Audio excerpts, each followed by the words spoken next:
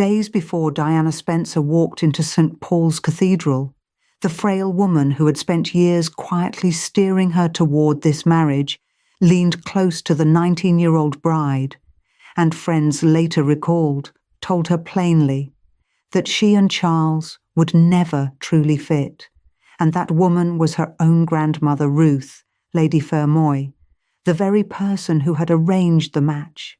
If this account has been useful, subscribing costs nothing, and more stories like this one are queued. The bell notification means you will see them. It was July of 1981, a matter of days before the wedding the whole world had been promised. The old woman wore the discreet, careful dress of a lady-in-waiting, the kind of clothing designed never to draw an eye. She leaned in the way you lean when what you are about to say is meant for one person and no one else.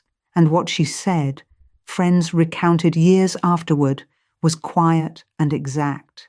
Diana's sense of humour, her whole way of living and loving, was not the prince's, and it never would be. Not spite, a warning, the kind of warning only someone who knew both people from the inside could ever give. What the girl did with those words belongs to the end of this story. For now, remember only that they were spoken at all, because think about what was happening outside that room. The world had been sold a fairy tale, a shy young aristocrat and the future king, a dress with a train longer than any bride had worn in living memory. Something close to 750 million people would sit down in front of their televisions to watch it happen, the largest audience the planet had ever given a wedding. And in a quiet room, away from all of it, the one person who had helped assemble the whole thing was leaning towards the bride and telling her gently that it was a mistake. Here is the part that makes no sense yet. Ruth. Lady Fermoy was not a guest at this wedding. She was its architect, the introductions, the carefully weighted summers where the two young people were pushed together, the slow shaping of a suitable bride for the Prince of Wales, all of it traced back to her hand.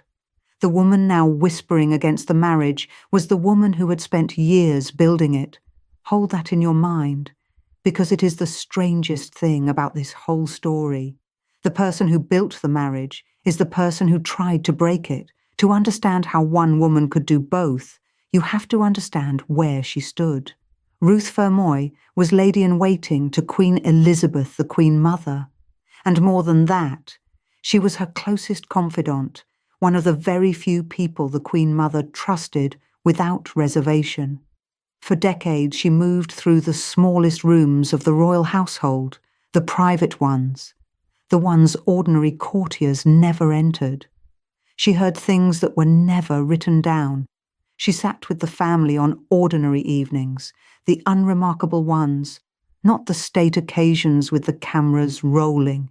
And that kind of nearness, in that household, is a form of power. It cannot be bought. It cannot be performed. It is granted slowly, over years, to almost no one. And once granted, it opens doors that stay shut to dukes and ministers alike. Ruth Fermoy had spent a lifetime earning it. When she spoke, the family listened, because she was one of them in every way that counted except the blood. Now look at where her granddaughter grew up. Diana Spencer spent her childhood at Park House, a large house on the Sandringham estate in Norfolk, rented from the Crown itself. Its garden wall very nearly touched the Sandringham grounds. The Spencer children played on the same land as the Windsors, ran through the same Norfolk fields, were folded into the same royal Christmases as a matter of course. This was not a family who admired the monarchy from a respectful distance. This was a family who lived at its gate. Look at where she grew up and you already understand half of it.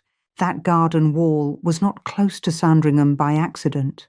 A house you rent from the Crown, on the edge of the estate, where the royal family gathers every winter, is not a coincidence of the property market. It is a position, and the woman best placed to understand exactly what that position was worth happened to be the grandmother. Biographers who have gone back through the family's history keep circling the same single idea. Proximity, in that world, was never an accident. Ruth and the Queen Mother, they say, understood precisely what nearness to the royal family could one day become. A child raised at the palace gate is a child the palace already half knows by the time she is grown. Friendships form because the geography quietly allows them to. And geography, when your grandmother is one of the most trusted women at court, is not luck. It is something that can be arranged and then left to do its slow work. Through the late 1970s, that slow work went on. The friendship between the prince and the youngest Spencer girl was gently encouraged. Introductions were made at the right moments. The summers at Balmoral, where the royal family relaxed and let outsiders in, were quietly weighted so that Diana was there, in the right rooms, in front of the right people. Nothing about it looked forced. That was the whole art of it. A push so soft the people being pushed never felt a hand on their backs. And consider what was actually at stake, because it explains everything Ruth did. A chance to place your own granddaughter in the direct line to the throne comes once in a lifetime, if it ever comes at all. For almost every aristocratic family in England, it never does. They spend generations near the crown and never quite touch it.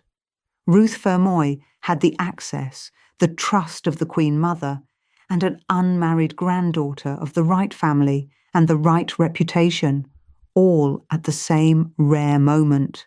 The pieces do not usually line up like that. When they do, a woman in her position does not look away, and the prince himself was ready to be matched. Charles was in his early 30s, still unmarried, under a steady and unspoken pressure to settle on a suitable and unblemished bride before the questions turned unkind.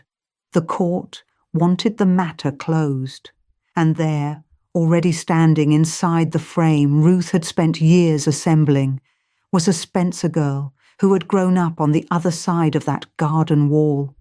Few people in all of England were better placed to make that match than the woman sitting at the Queen Mother's side. When the engagement was announced in February of 1981, the public saw a fairy tale arriving out of nowhere. It had been years in the quiet making, so you would think this was Ruth Fermoy's triumph. The door swung open. The granddaughter she had guided her whole young life was about to become Princess of Wales, and one day, everyone assumed, Queen.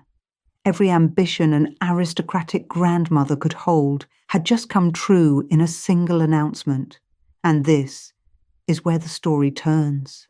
Because for all her power to open a palace door, for all the years of easing her granddaughter toward the prince, Ruth Fermoy carried something inside her that should have stopped her hand long before this. She, of all the people at that wedding, knew exactly what she was steering Diana into. Not as a suspicion, as something she had already watched happen, up close, inside her own family, to someone she loved. 12 years before the coach reached St. Paul's, Ruth Fermoy had stood in a courtroom and done something almost unthinkable to her own daughter, and that single act, more than her closeness to the Queen Mother, more than the wall at Park House, more than any of it, is the key to why she understood better than anyone alive exactly what the girl at St. Paul's was walking toward, because she had lived it. The courtroom was in 1969, and the woman who rose to give evidence was Ruth, Lady Fermoy. The person she gave it against was her own daughter. Her name was Frances. She was Diana's mother, and by then her marriage to Diana's father had collapsed in the ugliest way an aristocratic marriage could collapse in that era. In public, in front of lawyers, with the children as the prize. Frances had left. There was another man.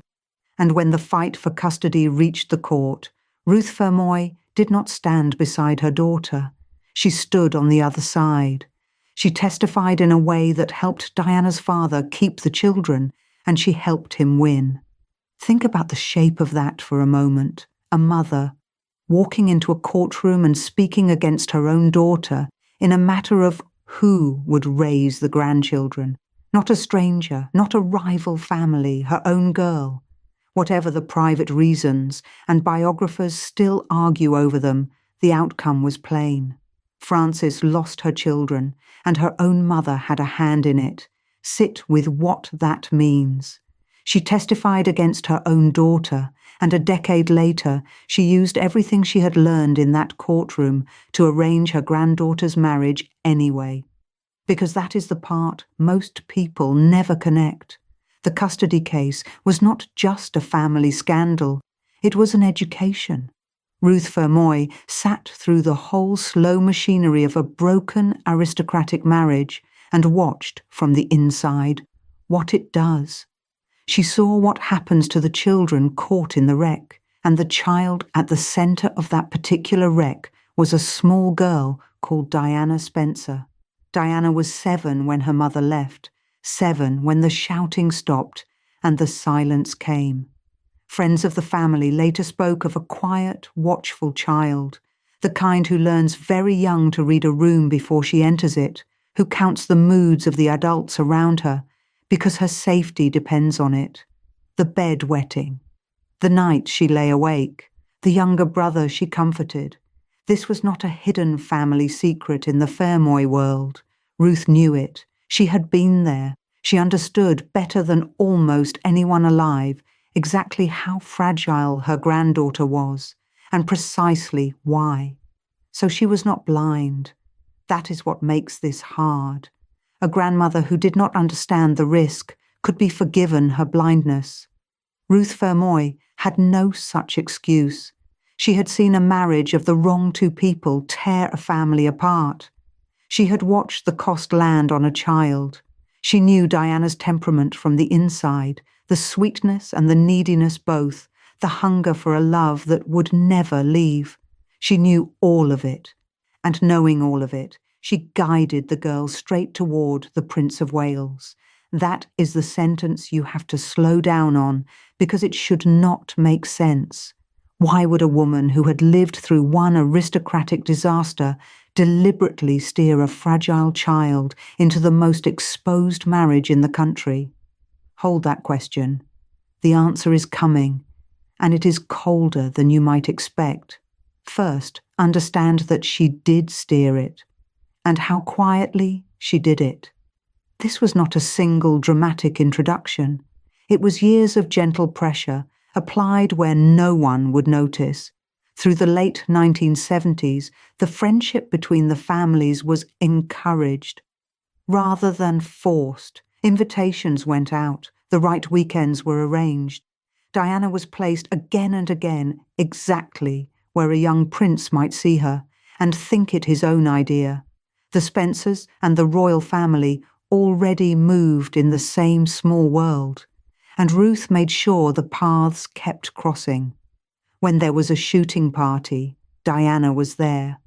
When there was a house gathering, she was on the list. And then there was Balmoral. Balmoral in the late summer was the softest ground of all. The royal family relaxed there in a way they did nowhere else, in tweed and Wellington boots, walking the hills, and an outsider invited into that private Scottish world was being tested whether she knew it or not. Diana was invited. She was good at it too. She did not complain about the cold or the endless walking or the picnics in the rain. She fit the frame, and every summer she was there, the weight tipped a little further in her favour. You are watching a match being built in plain sight, and almost nobody in the family said a single word about it out loud. That was the genius of it, and the horror of it. Nothing was announced. Nothing was decided in a meeting. It simply happened, weekend by weekend, invitation by invitation, until one day the two young people at the centre believed they had found each other on their own, and behind it, always, stood two women. Ruth Fermoy did not work alone.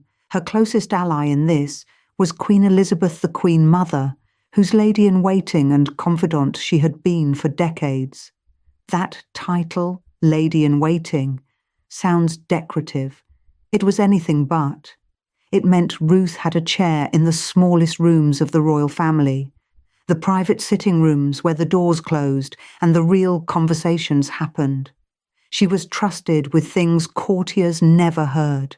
She and the Queen Mother had spent a lifetime inside that intimacy, and biographers say the two of them understood one thing perfectly: what proximity could become. They had both watched a great deal from those quiet rooms. They knew that in their world, a marriage was rarely a matter of two hearts finding each other. It was a matter of the right girl being near the right man often enough, at the right age, with the right family behind her, until the thing looked inevitable. They did not need to conspire in any crude sense. They simply agreed, in the way old allies agree without speaking, that a Spencer granddaughter and a Prince of Wales would suit everyone very well indeed. And on the other side of the equation stood Charles. By the end of the 1970s, the prince was 32 and he was still unmarried, and that had become a problem, not a private problem, a public one. The heir to the throne was expected to produce an heir of his own, and the clock in the palace and in the newspapers was ticking loudly. The pressure on him to choose was enormous, and the requirements were brutally specific. She had to be young, she had to be Protestant, she had to be aristocratic, and above all, in the language of that world, she had to be unblemished, a bride with no past the press could dig up, no old boyfriends to sell their stories. The pool of women who fit those rules was tiny and shrinking every year he waited.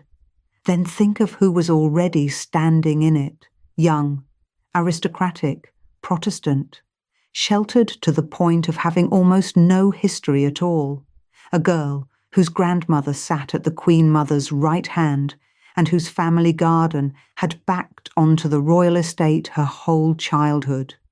When Charles finally looked up and needed a suitable and unblemished bride, he did not have to look far. Ruth's granddaughter was already there, standing in the exact frame Ruth had spent years building, lit and ready, and made to seem like fate. So now the cold answer to the question you have been holding: why would a woman who knew the danger push the girl forward anyway? Because in Ruth Fermoy's world, a good match and a happy marriage were two entirely different things, and only one of them mattered. Happiness was a private luxury. A good match was a position, a name, a place in the order of things that would outlast everyone at the table. Ruth had grown up believing that duty outranked feeling, always, without exception, and she had spent her whole life proving she believed it. She had proved it in that courtroom in 1969, when duty, as she understood it, had cost her her own daughter. And there was one more thing, the hardest thing of all. The chance came once. A grandmother might place a granddaughter in the direct line to the throne of England exactly once in the history of a family, or never. It was the single greatest prize her world could offer, and it was sitting right there, one shy 19-year-old and one anxious prince apart. To a woman raised as Ruth was raised, refusing that chance to spare the girl some future unhappiness would have seemed not kind, but mad. You did not turn down a crown to protect a mood, and this is where the garden wall matters again. Diana had grown up at Park House, rented from the Crown, its garden almost touching Sandringham itself. And in that world, proximity was never an accident. It had not been an accident when the Spencers took a house on the royal doorstep. It was not an accident now. Everything that looked like coincidence, The shared childhood ground, the endless invitations, the summers on the same Scottish hills had been arranged by hands that knew exactly what nearness could grow into if you let it. Ruth had opened a door for a child and stood back and waited for the child to walk through it. And the child did. By the start of 1981, the frame was finished. Every piece Ruth had spent the better part of a decade setting was in place. The friendship had ripened. The pressure on Charles had peaked. The girl was where she had always been meant to be. And in February of that year, the thing was done. The engagement was announced, and the world was handed a fairy tale.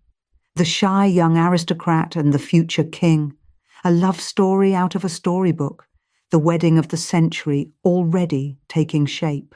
To the public, it was a beginning, but aides who watched Ruth Fermoy in those days say that in the very moment the match she had built finally closed, in the instant the ring went on and the thing became real and irreversible, something turned inside the old woman.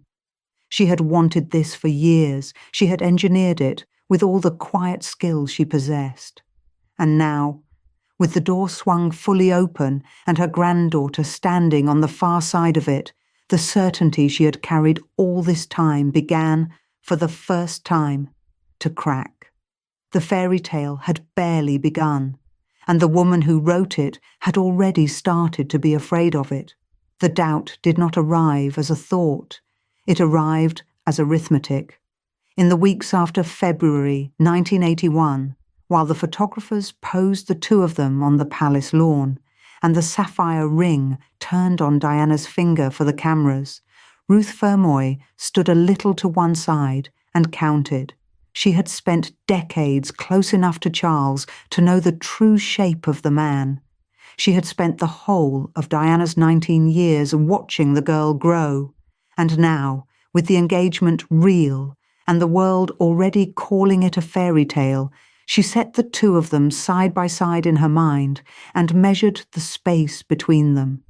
It was wider than anyone around her was permitted to say. She knew what Charles wanted, because she had watched him want it for years, a companion who could live inside his silences, someone who read what he read, who took seriously the things he took seriously, who could sit with him in a room and never once need to fill it. He was 32. He'd waited a long time, longer than any heir in living memory, and what he wanted at the end of all that waiting was to be understood rather than adored. And she knew Diana. She knew the girl laughed easily and needed, more than anything, to be laughed with. She knew Diana wanted to be the warm centre of someone's life, not a well-chosen fixture inside an ordered one. Ruth had known this child since she was small enough to carry. She knew her humour, quick and teasing and a little mischievous, and she knew, with the certainty of a woman who had studied both of them for years, that it was not Charles's humour, and never would be. That is the private cruelty of knowing people well. You cannot unsee the place where they will fail each other.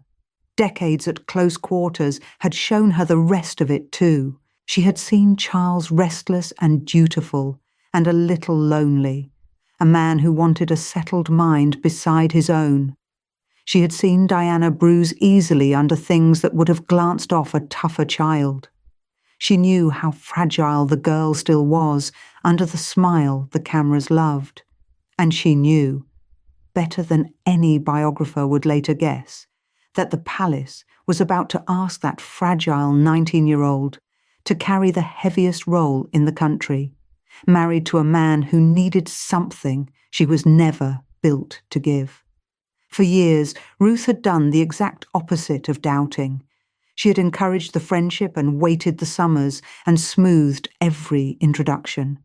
She had spent the most valuable thing she owned, her place at the Queen Mother's side, the discreet nearness that let a lady-in-waiting speak quietly in the smallest rooms of the royal family, and she had spent all of it pointing her granddaughter toward the Prince of Wales. Now, The aim had struck home, and now, standing at the edge of the photo call she herself had made possible, she could see more clearly than any cheering crowd ever would that it should never have struck at all. So in the last days before the wedding, Ruth Fermoy did the one thing almost nobody in her position ever dared. She spoke against her own success. Understand what that cost her.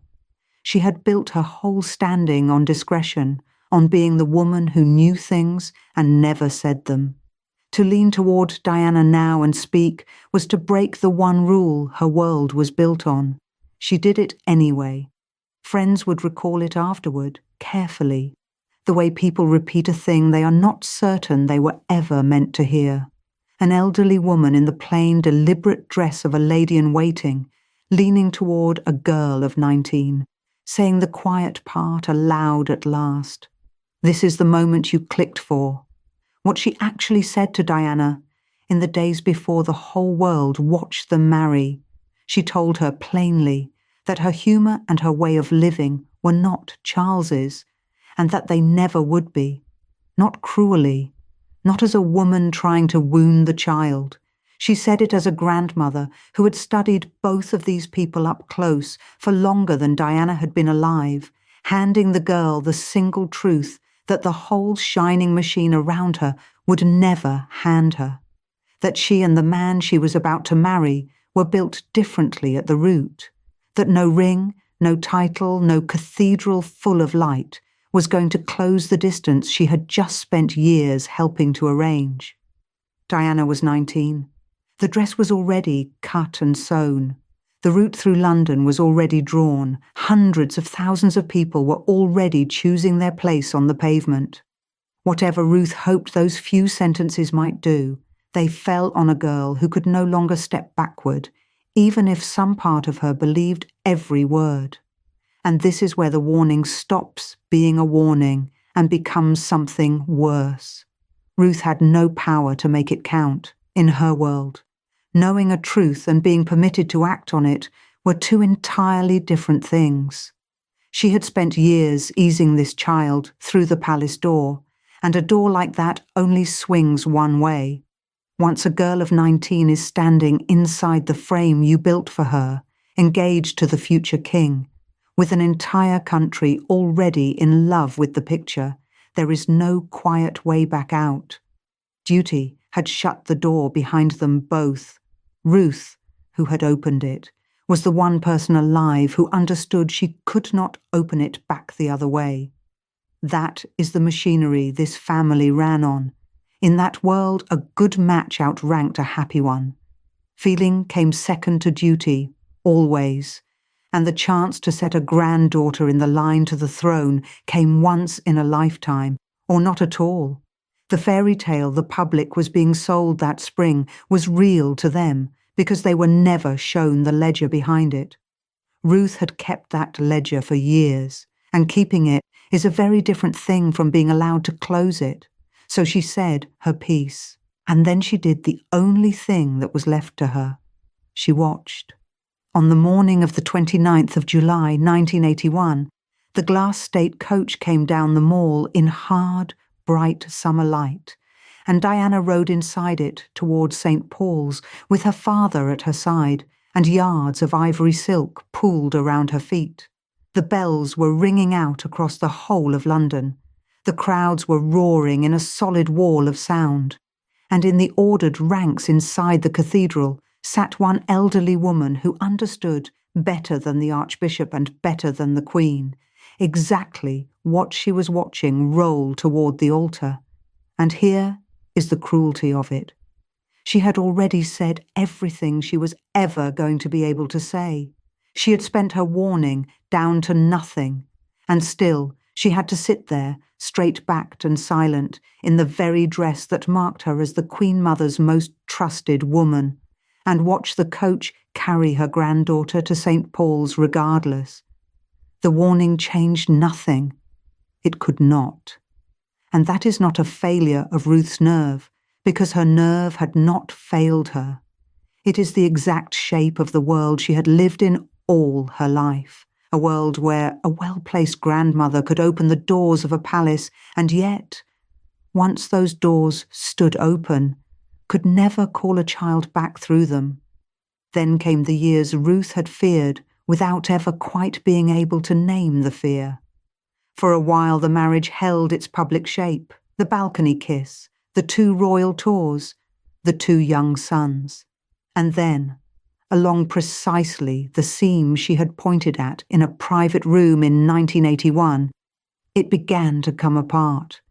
The separate lives that could no longer be hidden, the misery that leaked out of the palace and onto the newsstands, the long, bitter war between 2 households that had once shared a single wedding day.